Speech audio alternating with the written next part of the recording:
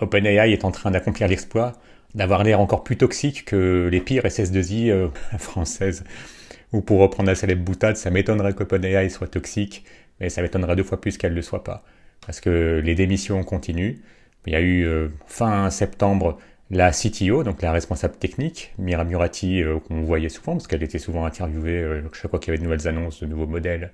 Quand on voit finalement ce que ça peut faire au boss, au président, les changements de leadership sont naturels, sont partie de la vie naturelle d'une entreprise, particulièrement dans les entreprises où la croissance est si rapide et si exigeante. En gros, c'est une façon de traiter ceux qui parlent de blaireaux. Ça veut dire qu'ils n'arrivent pas à s'adapter à une entreprise qui croît rapidement et qui est exigeante.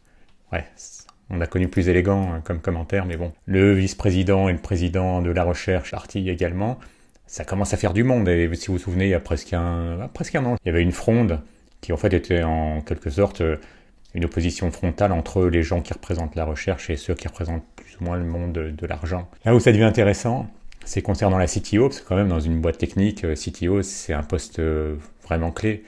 Elle s'en va parce que, bon, elle a sans doute pas envie de se mettre à dos une armée d'avocats qui lui tomberait dessus, parce qu'elle a envie de créer du temps, de l'espace pour ses propres explorations. Donc, généralement, quand vous avez envie de mettre un maximum d'espace et puis de temps pour vos propres explorations, c'est pas le genre de boîte dans lequel vous vous sentez bien. Vous vous souvenez également d'Ilya Sutskever.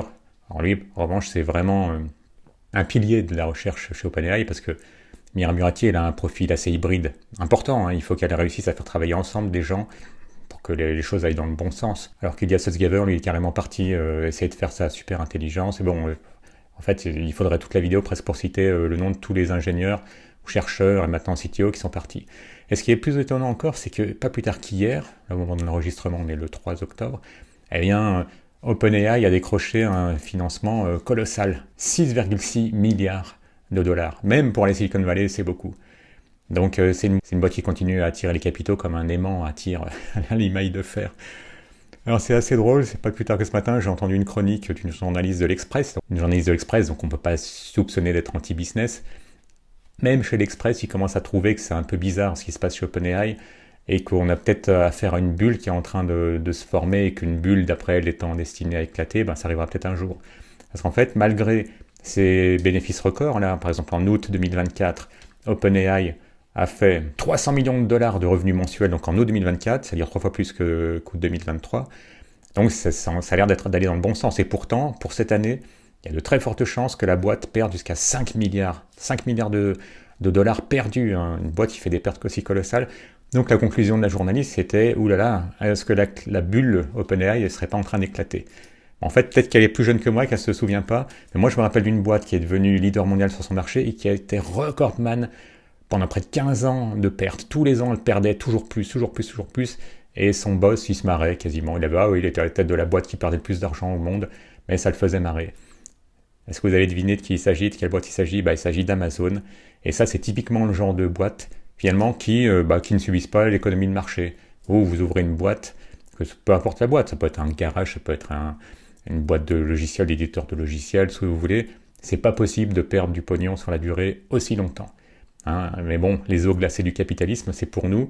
Eux, ils vivent dans une bulle. Donc une boîte qui arrive à tirer autant d'argent et qui arrive à faire fuir autant de ses cadres, c'est vrai que c'est pas ordinaire. Bon, quand on a bossé en SS2I, des boîtes qui font fuir tout le monde.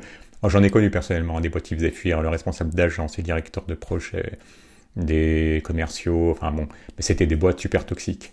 Donc oui, OpenAI, c'est sans doute une boîte où il fait bon avoir travaillé, c'est bien sur son CV, et puis vous bossez avec des super pointures qui vous permettent de progresser beaucoup plus que si vous êtes dans une boîte qui sort rien, quoi. Donc moi personnellement, la théorie de la bulle qui est sur le point d'éclater, j'y crois pas une seconde. Je pense qu'ils vont continuer, malgré leur perte record, comme Amazon, à vivre complètement en dehors du marché. Bon, moi, je ne dirais pas que ça me met un peu en colère, mais bon, moi, je suis le petit patron d'une petite boîte. Je peux vous dire que si ma boîte n'est pas en équilibre, le banquier, il va pas venir, ou un des investisseurs, me mettre du pognon sur la table. Donc c'est au bout d'un moment, vous vous retrouvez face à des gens qui ont tellement d'argent, tellement de réseaux, et en fait, bon, ils peuvent perdre pendant des années. Et en fait, la logique, c'est de tuer la concurrence, en perdant de l'argent que vos concurrents ne peuvent pas se permettre de perdre. Ça peut être par exemple en faisant une guerre des prix, en continuant à vendre vos produits beaucoup moins cher que ce qui devrait l'être.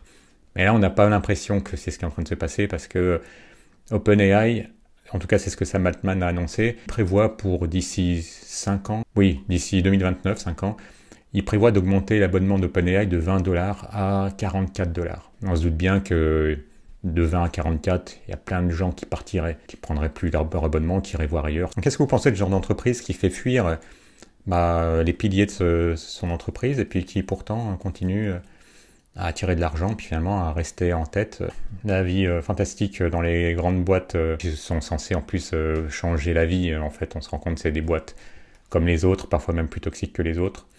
Et on n'est sans doute pas, alors qu'on est bientôt en fin d'année, on n'est pas au bout de nos surprises, je pense, avec OpenAI. Qu'est-ce que vous pensez de ce genre d'entreprises qui font fuir tout le monde? Vous avez déjà vécu ça? Moi, personnellement, ça m'est déjà arrivé. J'étais dans des boîtes où le taux de turnover était 30%. Donc, vous voyez, au bout de 3 ans, c'était déjà un miracle si vous étiez encore là, plutôt à partir de la 4e année. N'hésitez pas à le dire en commentaire. Un petit like si vous avez aimé. Abonnez-vous si ce n'est déjà fait. Et à bientôt.